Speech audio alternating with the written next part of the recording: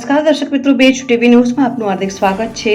વડોદરા આજરોજ ડભોઈ રોડ મહાનગર સામે આવેલ શ્રી વિદ્યાલયના ટ્રસ્ટી આચાર્ય તેમજ શિક્ષકગણ દ્વારા લોકશાહીના જાગૃતિ પર્વને લઈને શાળામાં વિદ્યાર્થી નેતાનું ઇલેક્શન રાખવામાં આવ્યું હતું, જેમાં ટોટલ 8 વિદ્યાર્થીએ ઉમેદવારી કરી હતી તેમજ વિવિધ સમિતિઓની રચના કરવામાં આવી હતી, જેમ કે સપોર્ટ કમિટી, કલ્ચરલ મીટિંગ, શિસ્ત કમિટી તેમજ સમગ્ર ઇલેક્શન પ્રક્રિયા પારદર્શક અને વિદ્યાર્થીઓને માહિતગાર થાય તે રીતે કરવામાં આવી હતી। સાથે સાથે દેશનો ચોથો સ્તંભ ગણાતો સમાચાર જગત અને તેનાથી જોડાયેલા પત્રકાર મિત્રોનું સન્માનનો કાર્યક્રમ પણ રાખવામાં આવ્યો હતો। આ કાર્યક્રમમાં પત્રકાર હિત રક્ષક સમિતિના પ્રમુખ વિક્રમભાઈ ડાભી, ઉપપ્રમુખ જીતુ સોનવણે, મહામંત્રી ઓમકારભાઈ પટેલ, હુસૈનભાઈ ખંભાતવાળા, પત્રકાર હિત રક્ષક સમિતિના મહિલા મહામંત્રી સુમૈયાબેન વોરા, સ્પાર્ક ટુડે ન્યૂઝના સંપાદક પ્રવીણભાઈ તડવી તેમજ અન્ય પત્રકાર મિત્રો ઉપસ્થિત રહ્યા હતા।